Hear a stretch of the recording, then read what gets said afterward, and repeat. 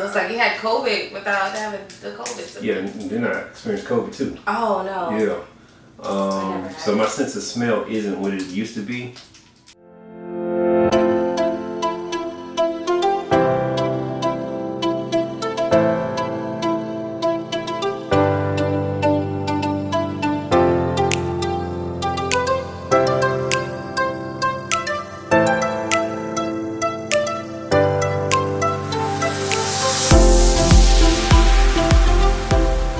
Alright, y'all. I'm your host, Andreas, who make that radio show. Another episode. I'm here on location in Morrow, Georgia at Omni Day Spa. I did say that right? You did. Okay, good. You know, I do have a degree, but you know, sometimes I can't mess up some stuff. With the owner, founder, proprietor, Miss ShaQuanna Hamilton, who is a native of South Carolina, but now she's here in Georgia. Now, a little background. Omni Day Spa did win the best spa of Georgia from 2021 to 2024. So 21, 22, 4 years in a row. Yeah. That's what's up. I don't know if it, no, that's hard to do though. I'm like, you back to back to back, you better than Drake and all that or whatever, you know. I mean, back to back. yeah, that's pretty much what it was. They made that song for us. See, I love it. Toot your horn. So, one, thank you for allowing me to come to your space. Thank you for having me. I love, you know what I'm saying, highlighting black business owners, well, small business owners, but especially black business owners, our community, because I don't feel that we get enough recognition. Now, just wanted to start this off. Did you know that black women entrepreneurs are the fastest growing entrepreneurs? I did, yeah. Okay, so you are aware of that? I am, yeah. Are you aware that y'all create, how can I put this? A lot of something out of nothing. Yes. Y'all get very limited resources. Yes. But y'all have the biggest impact when it comes to entrepreneurship. We're the most resilient. Exactly. Yeah. Yeah, so I'm like, y'all outpacing everybody in being efficient and should, you know, they should put more of y'all into like CEO titles and stuff like that. But that's just my thing. I've always advocated for black women being CEOs and stuff. We appreciate it. Well, you know, hey, I know how it is. I've worked with a few of them as business partners and stuff like that, and just throughout the years. So, and I see what y'all do. Yeah. But one, let's get into why, or you know, a little background. You're growing up South Carolina. I'm sure, you know what I'm saying, based off of your business and the industry that you're in, were you into like, you know, aesthetically pleasing things? Is that the right way to really say that? Like, you know, the eyelashes and things like that, the eyebrows. It started with skincare for myself. So growing up, I had acne and being self-conscious of that and wanting to, and then the dermatologist back home didn't really specialize in African American skin. So it was a lot of me learning on my own. Lack of population density, or? We didn't have African American dermatologists. So you had white people didn't know how black people's skin was. Pretty much, yes. Yeah. So I did a lot. You're not gonna get in trouble if you say that. I'm like, you know, I get it. It just is what it is. But from there, I did a lot of research to learn about my own skin, and I just got really interested in it. And my sisters and I, were really close. I have two older sisters, and they were like, "You should go to school for skin." So I did that and loved it. I worked at a spa for a few years back home, and I loved that. And that was like really inspiring. I love the way the spa owner treated her employees. I love the atmosphere. I love the type of clientele we had. It was men and women. It was upscale. And when I moved here, I noticed that the South Side didn't have anything like that. So I wanted to have something like that on the South Side. I saw a lot of girly spas and lash places, but nothing for men and women to come and enjoy upscale luxury services. So that was my vision, and that's what it started on me. Where did I'm like, you putting everything in a nutshell. We're gonna break that down. So where did the vision for just being an entrepreneur, where did that spark from? Like, did you come it was from never a my goal family? to really be an entrepreneur. I wanted to be a dermatologist, so I guess somewhat of an entrepreneur, but I just always loved skincare. But I do come from a family of entrepreneurs, especially my dad. He's always been an entrepreneur since he got out the Army. I didn't even think before then, but yeah, that was inspiring, just always being around him. And it was an array of businesses that he had as well, or has. And Yeah, I mean, it was never my goal to be an entrepreneur. It just kind of fell in my lap, and I noticed that I was good at it. And well, but you could have just worked for somebody else as a dermatologist. You could just, contract your services. Yeah. So going and taking the next step, I think, what I'm saying, it takes, I know what it takes. It takes a lot of determination and stuff like that, but it's a lot of risk and discipline as well. Risk, yeah, absolutely. So, where was your first, because I know you moved from one location to this location. So that previous location, that was the first brick and mortar? Somewhat. I booth rented at a lash bar in Hateville when I first moved here. Okay. And I outgrew that really fast within a year, to the point that I was taking clients from 10 a.m. in the morning to 12 at night. And I just couldn't keep up with my clients. It was exhausting. So I'm like, I need help, and I need to expand. And then my clients were verbalizing that as well, you're outgrowing this space, it's time for you to do something else. So that kind of pushed me too. My mom, we're really close, and she was like, yeah, I think, because at one point I did mention I wanted to open a spa, but I didn't want the responsibility. Girl, I get that, you know what I'm saying? There's a lot of headache that comes with that and everything, so So my family was like, you should go for it. So then just went from there. So tell us about, so you just brushed over a lot right there though, right? I told you I'm business. First of all, to even booth rent and to outgrow that space, that takes, you know what I'm saying, a lot of gumption and stuff. How were you able to, did you focus on customer service a lot, or were you out there marketing? I did not do heavy marketing. I did Google, a Google page, my business Google page, and word of mouth, but customer service was always a big thing for me. I'm from Bluffton, South Carolina, so it's a resort-y area, and that's just a big thing for us. So I noticed that it's lacked here. So I think just bringing that nice hospitality and comfort to clients and educating my clients. I'm not just, hey, get on the bed, let me do your lashes or your facial.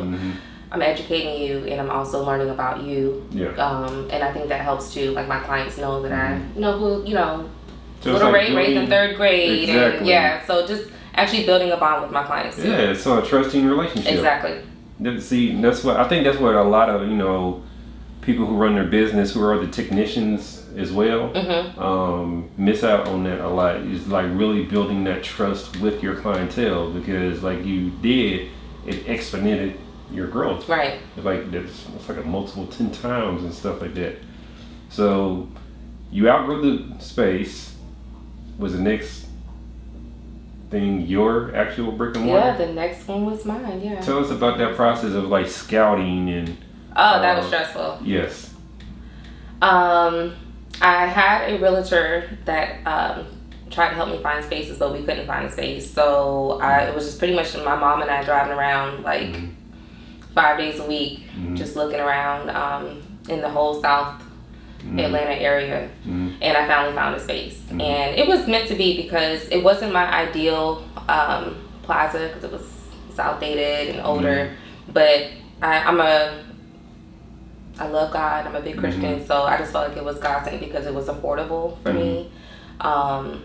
The owner did the build out for free. Exactly the way I wanted it. That's what's up. I got it designed exactly how I wanted it. So I worked with the architect. I worked with the contractor. So that was an electrician. So that was a really good experience to be able to really build something from the ground up.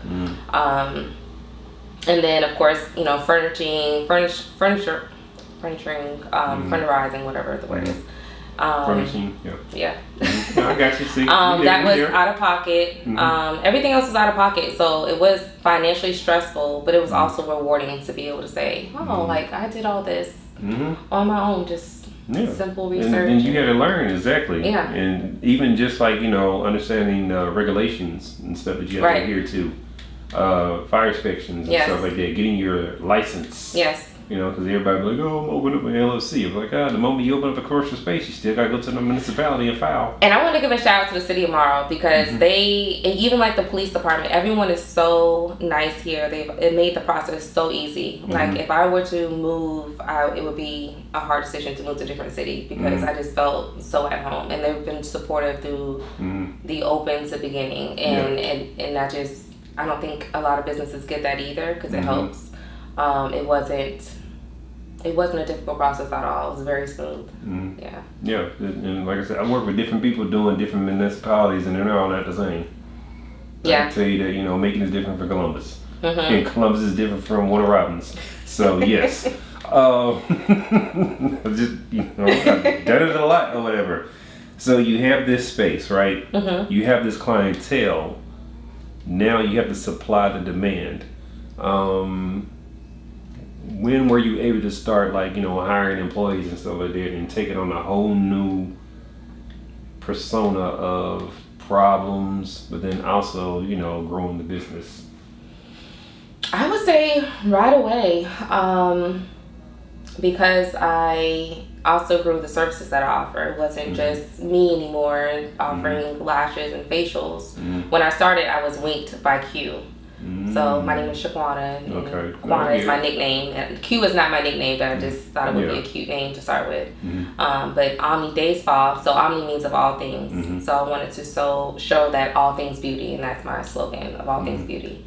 So we added on massages, body treatments, waxing, sauna, things like that. So I needed a team right away to be able to cover all the services that I wasn't licensed to do or, practice in. Yeah, and being ethical, thank you for that. Yeah. No, hey, there's folks it's out true. here that I know how this absolutely not, no. So yeah, I needed a team right away, and I started with the team right away. Now, building a team is not easy. It is not. At least it is not. You got different personalities. Right. I tell people all the time, we start hiring people and employees and things of that nature, even if you got contractors, they all come with problems. Yes. And people don't realize, that's why the companies have HR departments and stuff like that, to be able to help manage that, and then, processes and things of that nature. Right. And then you have some people who probably don't work as hard as you do. And, it's yours, it's your baby. You know what I'm saying? You're going to put 120%, 150% in it. Yeah. They ain't going to be like 60. I'm just, that's what they do. Maybe 30 at sometimes. Maybe sometimes. Yeah, 30. so that being said, how did you handle stuff like that? Oh, prayer. Putting myself in their shoes, and then also asking them to put themselves in my shoes. And I was very particular about who I hired. So, of course, I want you to be knowledge in your field. I need to see you have good work ethics, how you carry yourself, how you dress for your interview. Of course, every interview is going to throw some trick questions in there just to kind of get, I wouldn't say trick questions, but questions to get more of your personality and your work ethics. So that, and of course references as well. I would call previous references of jobs and things like that. And not just jobs, friends. I want to know what the friends have to say. If it was just a typical, oh, she's the best friend, she's great, or she can be late sometimes, but she works hard, Yeah, exactly. Those are things that stood out for me. It's like, okay, they have a friend that's honest, and I got that from that. Yeah. So how long did you have staff and stuff like that for? All 5 years. Yeah. So I noticed that, based off of the pictures I saw, I can imagine, especially with 5 people, that build out is bigger than what you are now. Yeah.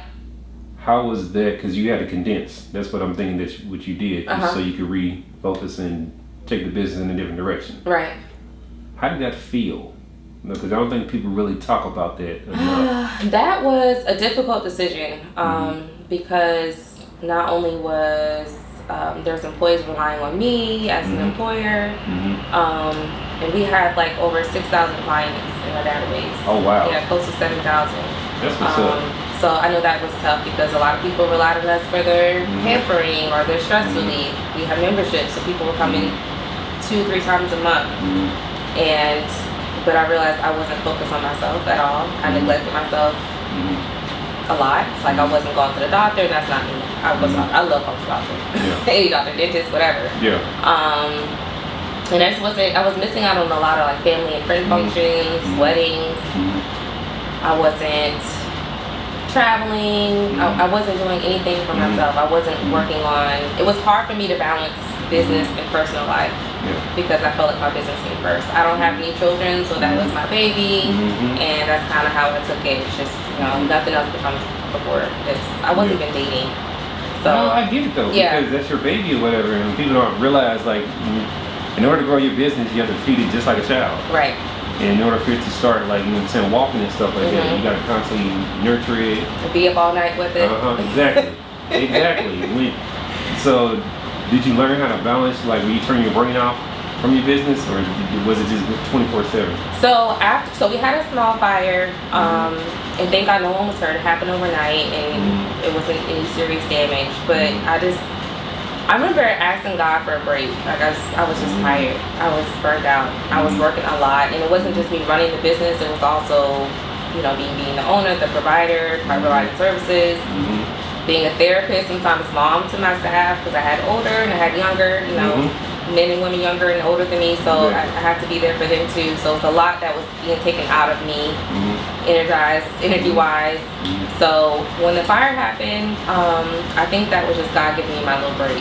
Yeah, no, that's what it sounds like. Just like, right. Hey, so I took the opportunity to work on me, and that's what I'm doing now. So I'm not saying that I would never open a spa. I would probably do that the next year or so, but I just wanted to take some time and work on me, which I did, and I'm really proud of myself for that. Improve your quality of life. Right. Even going to therapy and working out. I mean, I'm actually enjoying life right now. Dating, so. That's what you're supposed to do, though. You're supposed to have this balance. Right. It don't have to be just strictly business. Right.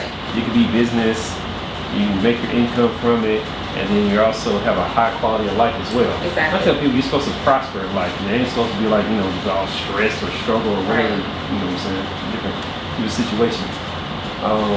Now, did you experience envy? Because with the clientele of 6,000, man, I could already assess that you're in the high six figures.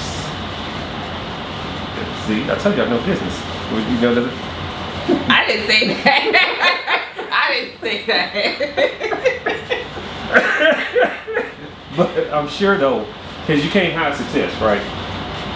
You got to market your business. People talk about your stuff. Other people, are seeing how you move or whatever. So sometimes, people can be a little envious. Those who know you personally. How was that for you? Were people like really cheering you on? Did people seem like, okay, they're a little salty or whatever? Mixed emotions. If there was, I didn't notice it. There were, a few clients here and there that I probably got a little bit of a kickback, and that's only, I think, because I'm young and black. Sometimes people think they can kind of put you over, like, oh, this is a little too expensive. It's like, well, I'm just like any other business. You're not going to Walmart and Target and asking them to bargain with their prices. Exactly. So, I think it's more of just having boundaries with those particular clients, and realizing not every client is your client.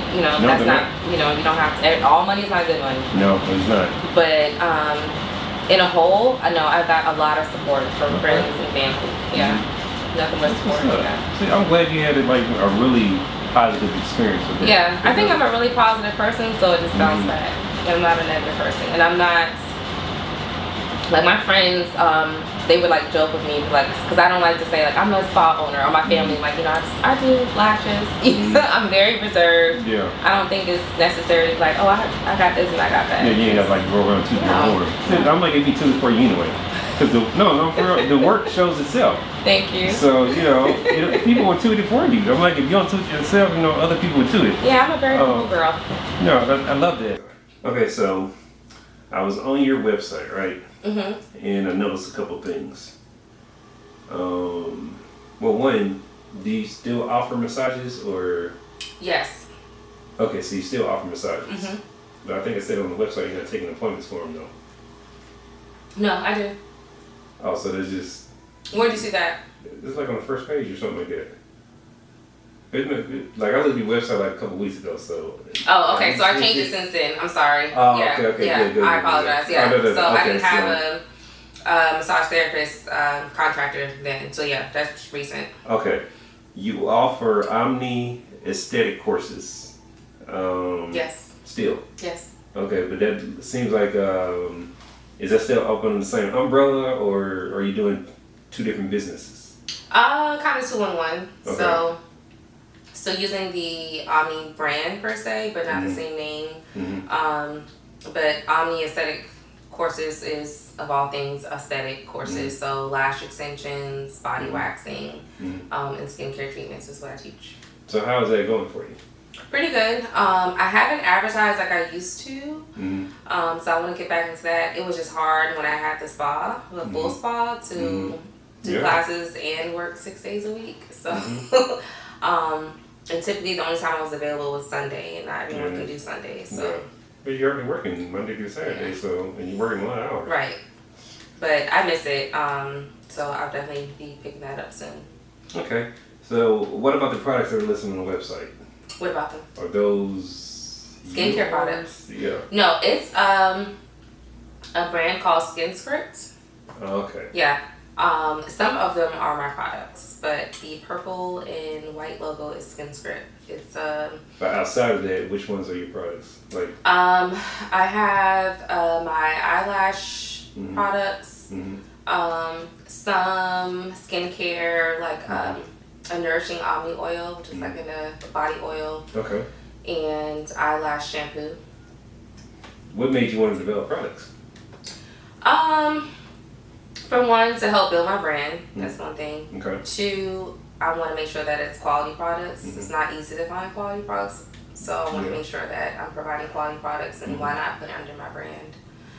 And also to grow the business. So if it's in my pocket, you know, I'm not buying from someone else and having to cut costs there. So. Yep. So are we a 8-figure type of ambitious type of person? I am. Okay. See, I'm picking up on it. I'm picking up on it. So how has having products helped the bottom line of stuff? And what?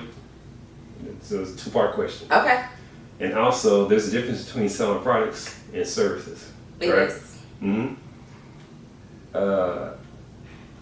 Which one do you like best, or you know, which seems to be easier as a business model? Oh, doing services all day. I'm not a salesperson. Really? I'm not. Because I don't want clients to feel like I'm pressuring them. I don't like that feeling. And I'm more of a, my mom always told me to treat people how you want to be treated. So I don't want to be treated like I'm just being sold something just because, you know, you're trying to make some money. Yeah. It's easier to sell when I'm using the product on the client and I'm educating the client on the product, and then I'm showing them the product. That's just, but it's not like, so you think it sells like 1950s, the vacuum man running up to the house. There's some companies that run like that. Like I used to work with some big companies and franchises, and they still work like that. And that was their pitch, like you got to sell. And that's what I coach to my team as well. It's like, you know, educate. Don't make it feel like you're being a salesman, because no one wants that. Yeah.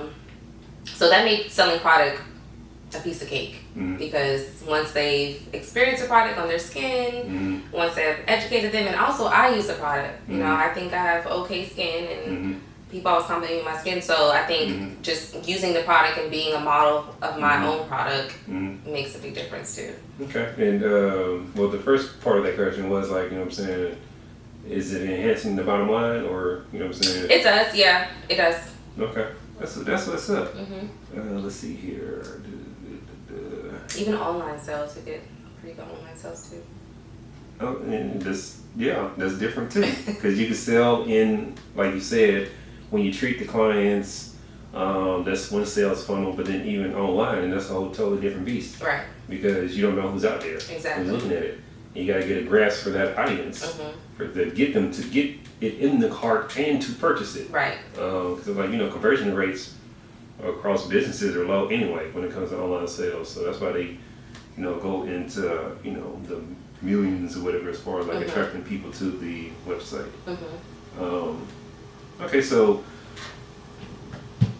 taking a break, you're revamping. Where do you want to take the business in the next couple of years? I don't want to tell all my secrets. Well, you don't have to tell all your secrets, but you know. Franchising would be one. Okay. And I don't know how to describe. I don't know. I don't know how to describe the next without telling what it is. But you see yourself getting bigger. Oh yeah, for sure. Okay. Getting bigger, but less involved. less hands-on. I still want to work with clients though. I love working with clients, but but being limited with your clientele. Yes. No, I get that. Letting the money make money for me. Exactly. Yeah. Enjoying life the way you know what I'm saying. It's supposed to be enjoyed. Yeah. What's been like the top 2 things that you've learned just overall being in the business, the entrepreneurship side of it, that you did not expect when you first got into it? Struggling with personal and work balance. That was one that I didn't. I mean, I knew the risk and I knew the headache that came behind it, but I didn't know how strenuous it was because no one shows that. They don't show like they show. Oh, I got this new car and I got this and I got that. They don't show like, oh no, I had to service 5,000 people to get this car. Right. Or I'm broke because I had to get this car because it's Atlanta and I want people to think I have it all. You know what I mean? And that's not me. So I get so sick of that. I'd rather see it in my bank account than drive $80,000 car and I live in a shack. You know. There's a lot. I've seen them. I mean, I'm just and then putting myself in debt. It's just crazy. And I'm sorry. What was the other part to the question? I felt like I answered like. The other thing that you learned. Oh, the second thing. Not putting myself first in a lot of things. Okay. So, and it took therapy for me to realize that. Which I love my therapist. But I thought I was, but I wasn't. So, for example, with the fire, I was rushing to get back to work, even though I was suppressed because I was so burnt out. And she was like, "Why are you rushing back?" I'm like, "Cause clients are waiting for us to reopen." She was like, "But so you're gonna go back to that and just not even give yourself time to just process?" And I'm like, "Well, I mean, I can do that." And she's like, "No, that's not fair to you. How can you be your best if you're not your best?" You know. Exactly. So that was big for me to actually say no to myself and yes at the same time. So like no to working and yes to just focusing on me. And that's a little something I kind of struggle with too. Like the other day, on that carpal tunnel, and I couldn't even hold my phone or my toothbrush. I had to brush with my left hand. I'm right-handed, and I didn't want to call my clients to cancel.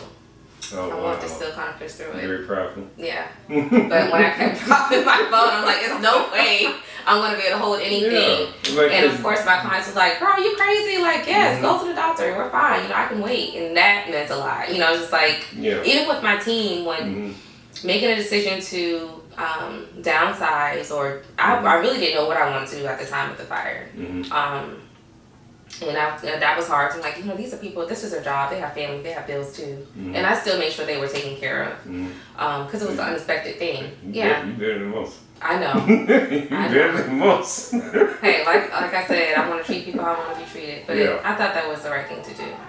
And I was really nervous about that, telling them. And they were like, "You need to take a break. You were at the spa when you weren't supposed to be there. You know, like, we want you to take this break. You deserve it." That meant a lot because I was like sweating bullets. I was like I'm like, I don't know what I'm gonna tell my team. They're probably gonna be upset. They were so supportive, and that was the best team I had. I loved it, but I was just to the point that I was burnt out. So I would say, take things at your own pace. And I like that I stayed in my own lane. I didn't try to be someone I wasn't. I didn't try to do the whole social media thing of, Flaunting.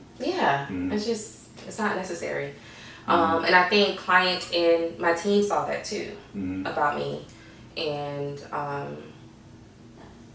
I just wish I put myself first with a lot of things. Like the business, it'll be there. You can still focus on both, but you got to tell yourself no sometimes. Exactly. No, you really do. I was running, I think, 4 businesses, maybe 5 at one time. Yes, they were entrepreneur here. And I felt so burnt out that I almost quit entrepreneurship completely. But I had to sit back Yeah. and like really reflect. And we need that because no one tells us how it's really going to be. Yeah.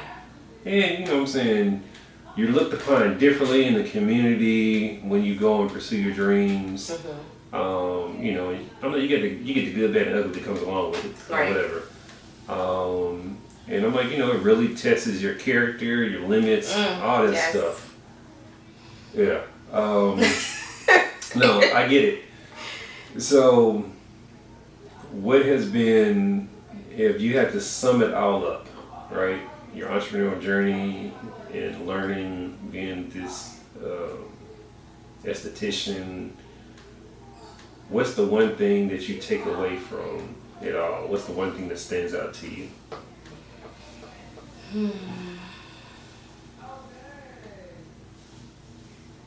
That's a hard one because it's hard to bottle that into one thing. I don't. Okay, I won't. What's your top 3 things that you love? You know what I'm saying? You know, what do we take away from it? That I love or take away from it, because that's different. Okay, well, you give me one takeaway and give me 2 things you love. How about that? We split the difference. Takeaway would be work and personal balance. I've said that a million times because it's real. It's really real. And love, I love the feedback that I got from clients and my team about, you know, I'm being a relatable employer. Now, I try not to be the friend, which is hard to have that boundary, but it's important. But I also wanted to have that open door policy. So if you ever need to talk about anything, I'm here, and that stays between us. And being understanding. People have kids, people have lives, people get sick, things happen. Yes. Being understanding. With clients was, especially like the clients that saw me grow, that was really big.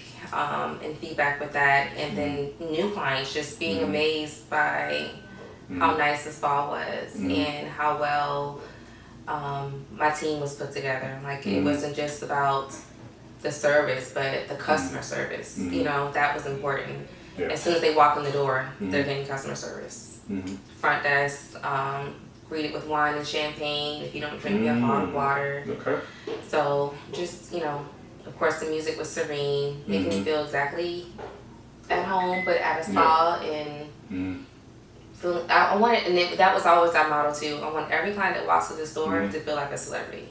That's what's up. I like that. Because you want people to have that, because it's not common in a lot of businesses, I feel like, and sometimes I think, as a business, you get caught up on treating people as a number. Like, yes. You know what I mean? And when people feel like they're being a number, they're not going to come back consistently. When they feel like they're a part of something, they're going to continuously come back and rave about you. Exactly.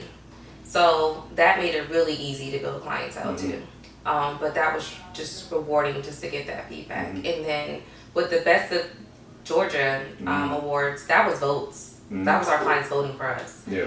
And the biggest one was 2000. What was the pandemic? 2000. Well, technically, it started 19 at the end of it, but then it's my business grew. 20. Huh? Yeah, when no one wanted to be touched and wearing masks, we did great. Yeah. During the pandemic, and that was so stressful. I was like, how, you know, like no one's gonna get massages or want anybody in their face like that. We did great, and then we won Best of Georgia too. People are homesick, voting for us, and still coming to see us. Like that was big, and that really touched me, because it's like I'm doing something here. Yes. And I did it on my own. You know, I had a huge support in my family, but other than that, I did it on my own. I'm not gonna say it was blood, sweat, and tears.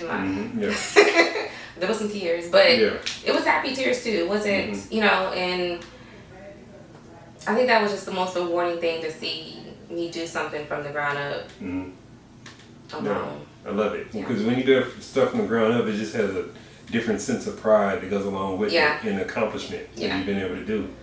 And like I said, you've been able to get to places that a lot of people have not, you know, entrepreneurial world been able to do. And I'm like, it's hard. It's hard to, like, you know what I'm saying, build something and then turn around and hire people. Right. But you got to make sure you're paying them. Right. You know, and that money got to keep coming in like clockwork. Yes. And if not, business falls to the ground.